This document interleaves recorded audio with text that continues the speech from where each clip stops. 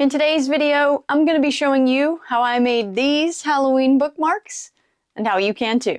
Let's get into it. Halloween bookmark time. Let's head over to Midjourney and see what we can find. Okay, so they are on their own website now. So if you go to the Midjourney site, and then you'll have to log in, and then you go to create. And we need patterns because we want to make Halloween bookmarks. And so I'm thinking some pumpkins, some skulls, some like maybe a coffin. There's a lot of different things that we can do with this. Let's start out with some pumpkins. Might be pretty simple. Okay, so crafting the prompt. This is where it's going to be a bit tricky. So we are going to be using HueForge. So it doesn't have to be just like a plain 2D vector style image, because we're going to take the image into HueForge and it's going to work its magic and give us something that will be 3D printable. So we're going to start with pumpkins. I know if I use the word cute or cartoony, it's going to probably put eyes on the pumpkin, and I don't think I want that. I'm just going to start very simple and say pumpkins and then dash dash tile, which will give me a repeating pattern tile that I can take into Illustrator and actually use as a pattern. Okay, while that's creating, let's see if I can start something else. I'm just going to start super simple on a bunch of different things, and then we'll start to get a little more specific or make it look more like what we're wanting as we go. Okay, so the skulls did not give me anything I really liked. They're not horrible, but that's not what I'm wanting for my Halloween bookmark. Halloween skulls on a patterned background. That's super generic again, but let's see what it'll give us. Okay, the skulls have come back. This is kind of cool. I could change out the red for orange. I'm gonna rerun this one and see what I get, and then we'll go from there. But if nothing else, this one I think would turn out kind of cool. Okay, so it got pretty crazy up in here, so we'll just download this one and see if we can make anything of that. Okay, cute pumpkins on a fall-themed background, because my idea for some of these is to hand them out as like trick-or-treating gifts to kids. So I need something that's cute and not like for parents, you know, but maybe the parents would like them too. I think this one's what we're gonna have to go with. And I like this one. This one's actually like the weirdest one. I think I'm going to go with this one. Ooh, okay. I love the Halloween ones. This one is super cute. Definitely downloading this one. This one's kind of cute. This one's cute. I want to vary it strong, because there's some things about it I don't like this ghost face. Odd. What is this? So like if I could get that one to give me something kind of cool, that'd be nice. Love this one though. So hopefully that one can turn out nice. So basically that's how I use Midjourney. I'm not like the best prompter.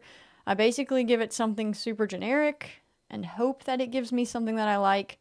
And then I just either rerun it again, or I vary it strong, vary it subtle, a few different options, but generally that's what I do. Start pretty generic and then work with it as I go. Ooh, some candy corn. Candy corn's gonna be super cute. I need a picture of a candy corn, I think. I remember trying candy corn last year, I think, and the Midjourney struggled. So we may have to take out the faces and just see if it can just give me some candy corns. And we're getting close with the candy corns. I'm gonna try a different reference image. Okay, my candy corns, they're working. This one looks way better. Like if that one just wasn't messed up, I could Photoshop it if I needed to, but I'm gonna vary it strong. And then I'm going to rerun the whole thing, because we're close. This one isn't bad. That actually looks like candy corns. I don't know what that is right there, but vary it subtly. Okay, so for some reason it really wants that like little yellow dot in there. I wonder if there's a way using Midjourney I can get rid of that, because we're very close.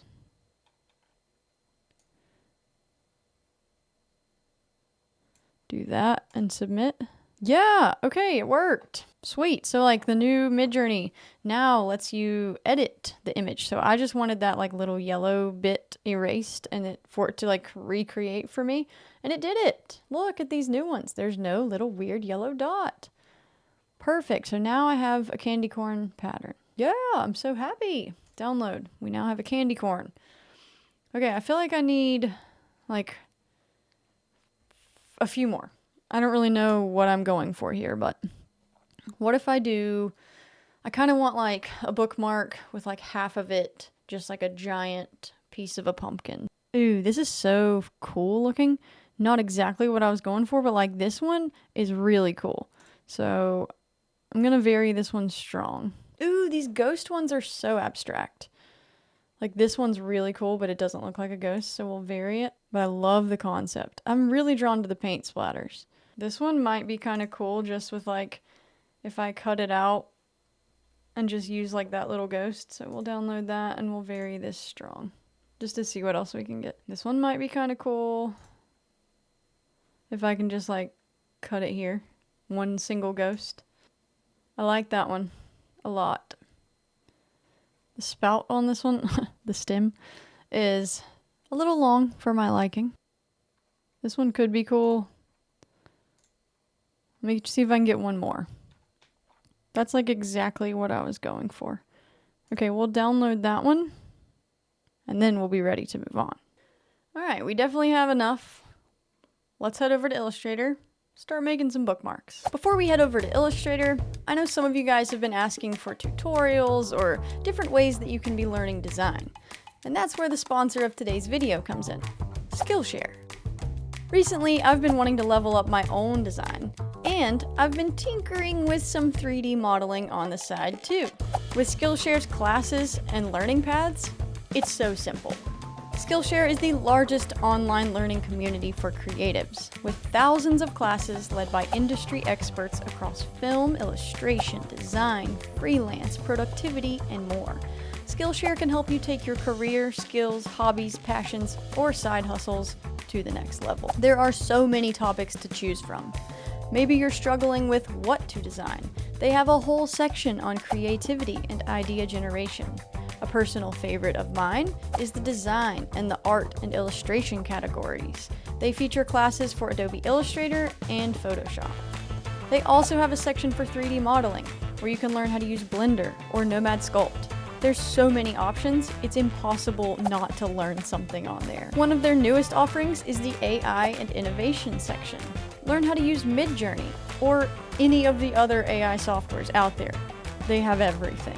And so today, the first 500 people that click the link in my description, Skillshare is offering a 1-month free trial. So let's get started today and let's learn something together. Thank you to Skillshare for sponsoring this video. Now let's get back to the bookmarks. Okay, so now we need to make the rectangle that will be our bookmark.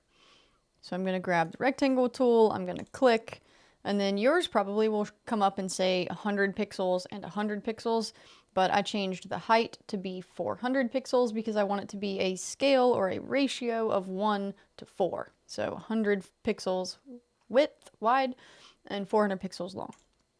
And so here will be our bookmark.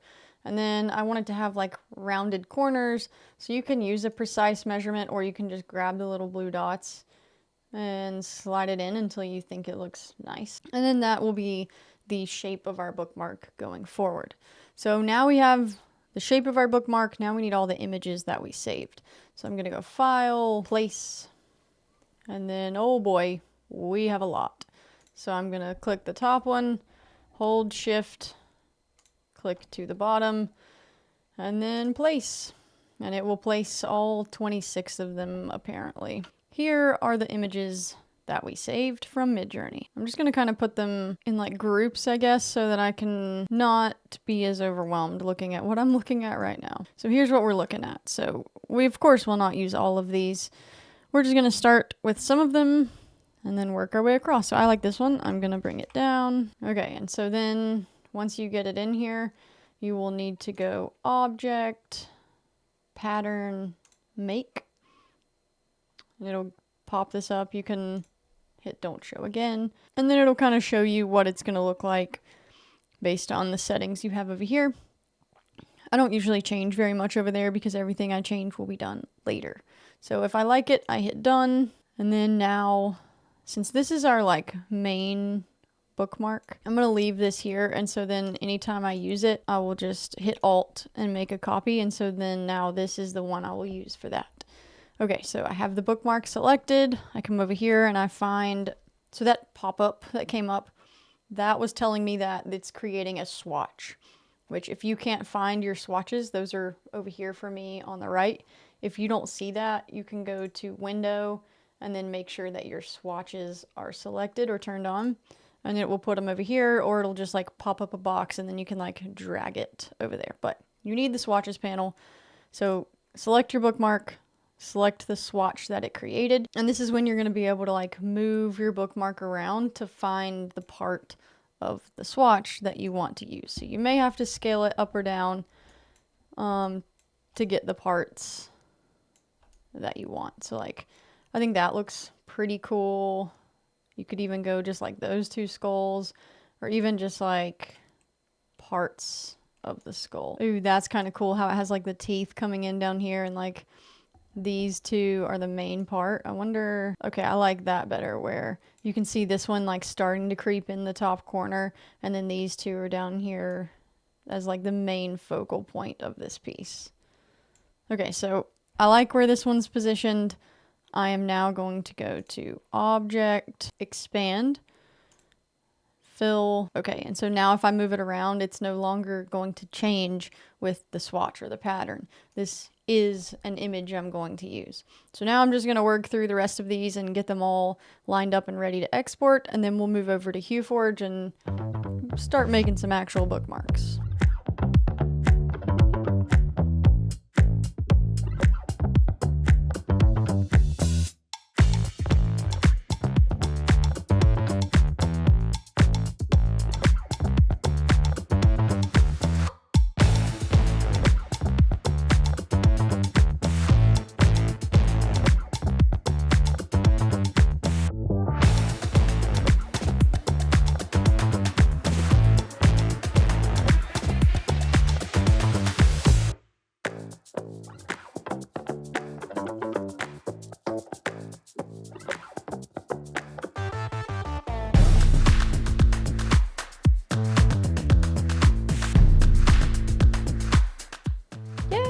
That's so cute. Okay, I love that one.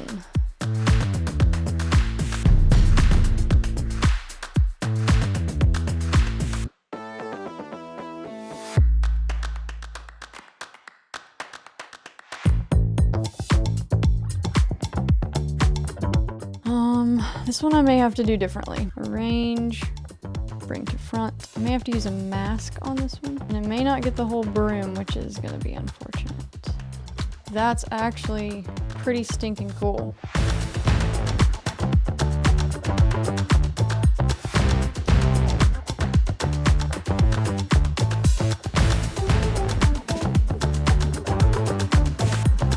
Oh, there we go. We have all of our designs done in Illustrator. Now we need to export them all and take them into HueForge. So let's head over to HueForge. If you're not familiar with HueForge, this is how we're going to be creating the bookmarks. We can't just print an image, but with HueForge, we can.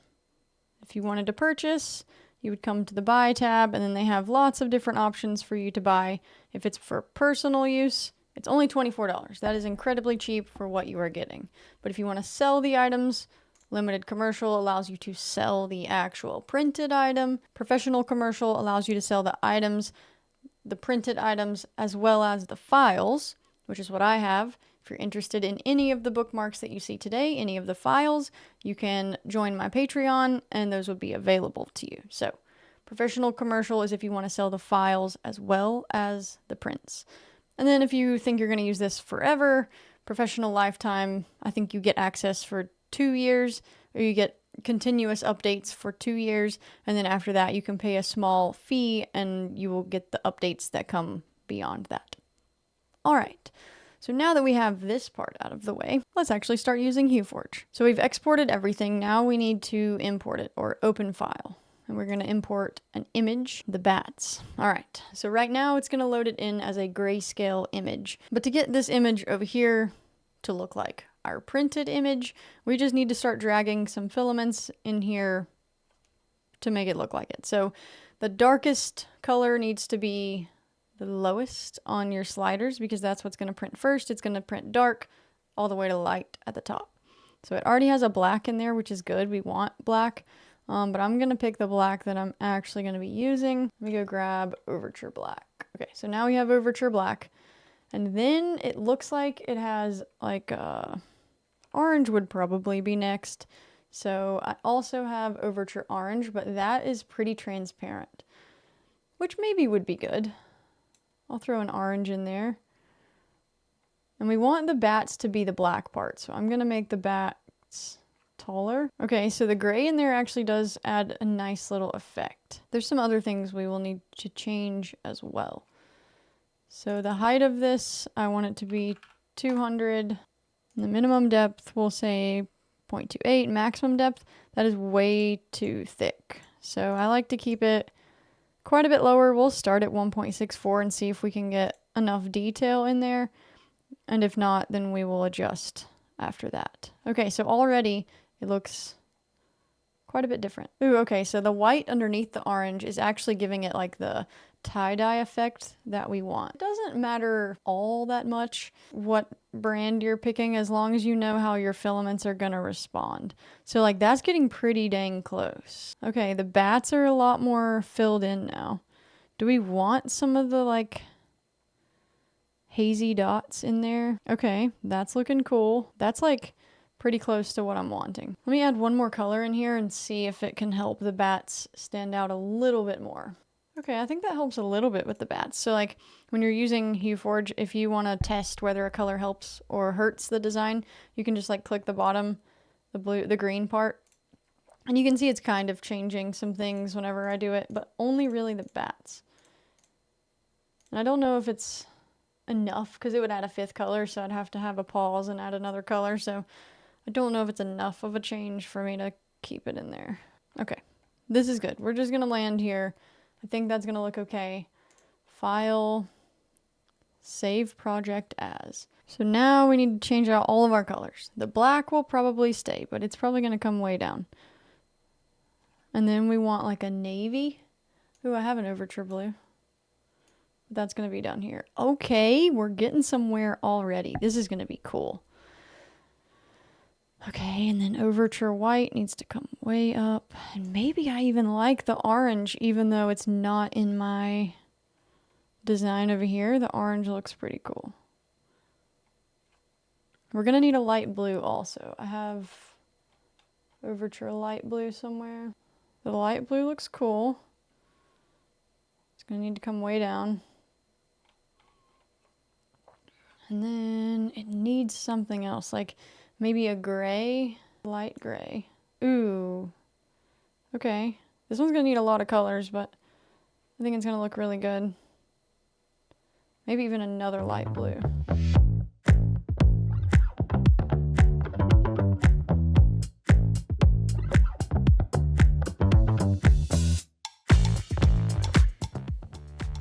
I think that's where I want to land with this one.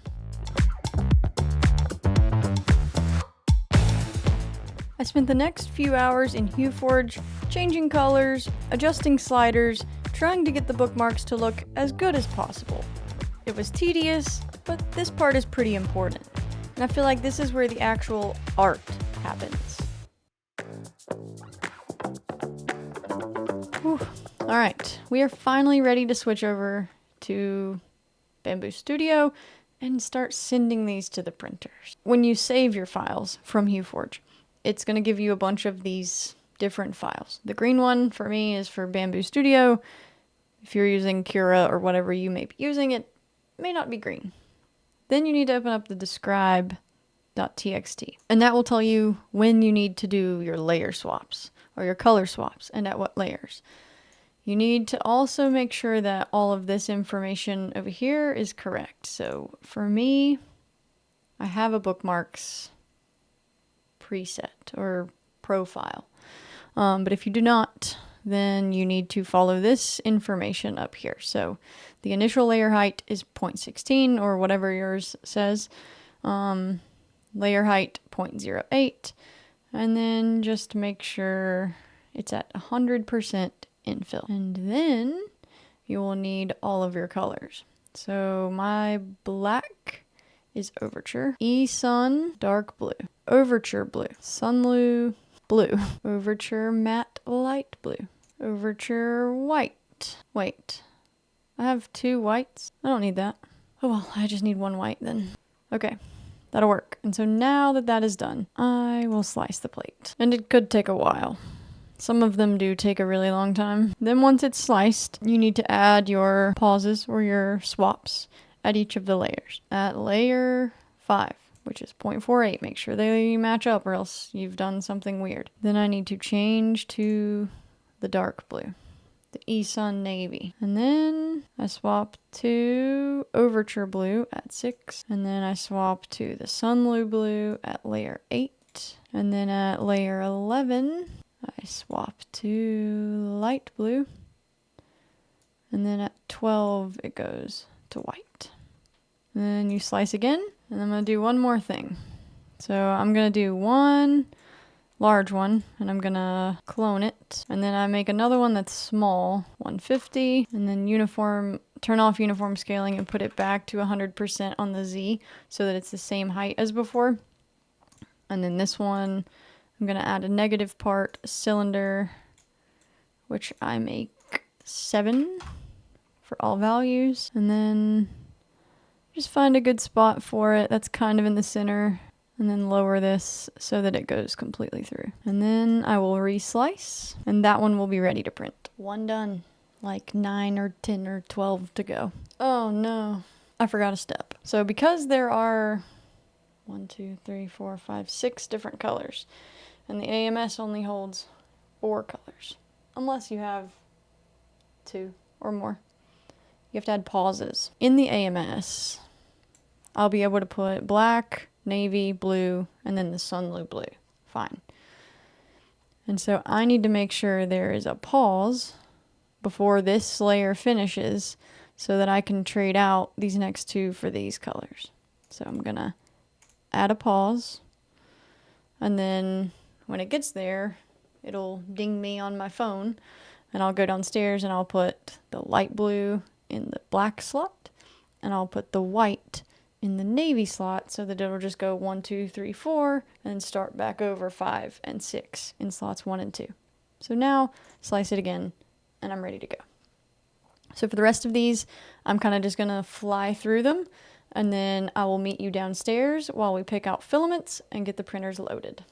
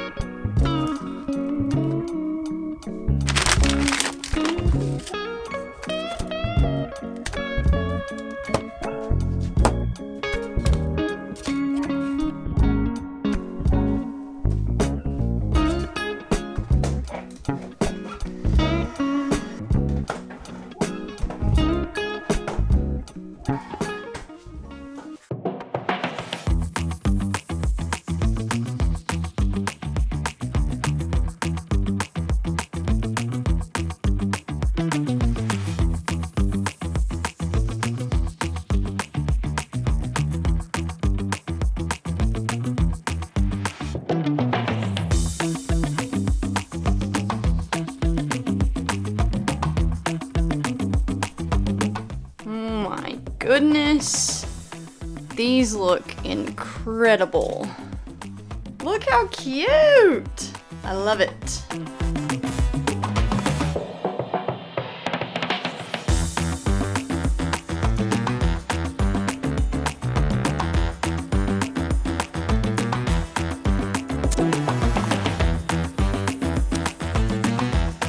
Only a few more to go, and then we'll be ready for the reveal.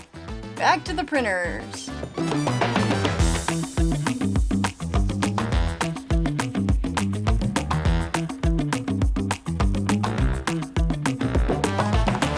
The last few prints have just finished up, took them off the printers, and now we're ready for the reveal.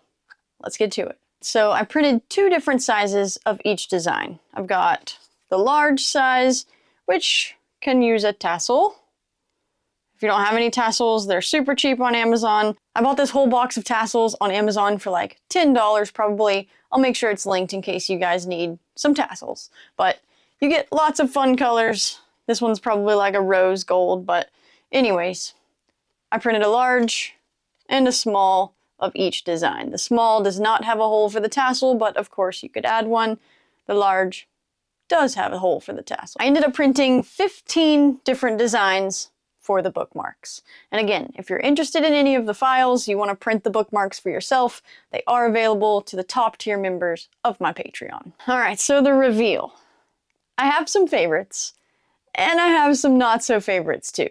We'll get to those, but for now, let's start with the favorites. My absolute favorites are probably the candy corns. I think these turned out incredible. The colors pop on the black background. They're not super thick. They're thin enough to go into a book. The one thing that might be a problem is the raised bumps, but I could easily go back into HueForge and lower those just a hair so that it may not emboss the pages. That's the only fear with these, I guess. But definitely love these. I think they turned out great. And then I had some pretty cool color tassels to add to them. Definitely my #1 pick. Loved the candy corns. I'm glad those worked out. My next favorite is probably this one. The skeletons with the pumpkin head. And specifically of the 3 that I designed, this one. The one with the hay at the bottom. It's got a cool texture on it. The colors pop. I really like the way that this one turned out. I put a white tassel on it, but I'm not sold that that's the correct move for this one, but I really like this one a lot. The other pumpkin head on the skeleton turned out okay. I think it looks pretty good too. A different look, more of a cream color, less prominent details, but still pretty cool. And I put like a bronzish orange tassel on this one. The next 2 that I thought were pretty cool were these 2, the witch and the ghost. I think they turned out exactly like I was hoping. I love the ghost. I love the way the witch pops next to the moon. I think the color choices for that one was pretty perfect. I'm very happy with that one. And I think this one is pretty cool too, with the colors of the navy, the blues, everything. I think these turned out very, very nice. Very happy with these. The skull bookmark turned out pretty cool. I decided to go with red for the background. I know earlier in the video I said I might change out the red for the orange, but there was so much orange already, I decided to stick with the red, and I think it turned out pretty nice. The skulls have a lot of detail to them, the background makes it look a little grungy. I'm into this one. And I went with like a whitish cream colored tassel. The next 2 that I think turned out pretty okay were these 2 pumpkin bookmarks. We have the jack-o'-lanterns and then the pumpkins. At first when I saw this one on the printer, I wasn't in love with it, but I think it actually looks okay from a distance. Once you get up close, the colors are but that could be filament choices. And this one I think is nice. I think it's for maybe an older crowd. I don't know that the young kids that I was going for will pick this one if I have an option, but still, I think these turned out pretty cool. Next on the list, we've got these guys that are basically the same. Like identical. I printed them on the same plate together with the same color swaps. They just have different items on them. And I ended up going with like a rose gold tassel for them, which I think looks pretty nice. And now for my not so favorites. So we started with the good, we slowly trickled to the okays, and now the ones that I'm like, what happened? So the ghost, which I think it turned out okay. I think it's a pretty cool looking bookmark. I just don't know that I love the orange with it. I think it would have looked a lot better if I would have used a different color for the splatters in the background. The ghost, I think, definitely needed the outline that I added in Illustrator. Again, it's okay, not my favorite, but a decent design. And I added a white tassel. Again, if I would have picked a different color besides this like orange, then I think I probably would have chosen a tassel to match the orange just to give this a little bit more pop and a little more color. But yeah, not mad at it. Another one, not my favorite, and I'm very sad about it, is the happy pumpkins, the cute little pumpkins. I think it could have been better. I don't love the orange. I wish I would have had different oranges in stock so that I could try something else. But this is what I've got, and I think it just looks a little too brown for my liking, but it does match the picture okay, and I think it's a little bit too thick. All of these things could be changed later, but this is what we've got for the video. I did put like a burnt orange tassel on it, which I think matches pretty well, but I was going for like a kid's bookmark, and I don't think a kid is gonna be like, that one, that's the one I want, the cute one. But maybe, we'll see. The next one that I don't love is the bats. And again, I'm so sad about this one because in the computer, it looked really cool. And then when it printed, it's just like, it's okay. I don't know that I love all of the little white dots that ended up being on the bats. But again, that could be fixed. I just had to go back and fix some things. But I'm just showing you guys the prints, whatever I did in the computer and what the printers spit out to me. So this one, I do like the tie-dye effect. I think it could be a bit stronger. And again, I think the bookmark could be a bit thinner, but all of that could be changed easily in the computer. And last, we've got the splatter pumpkin. I tried multiple things in the computer to make this one work, and I just couldn't. This is as good as I could get, and from a distance, I don't think it's horrible.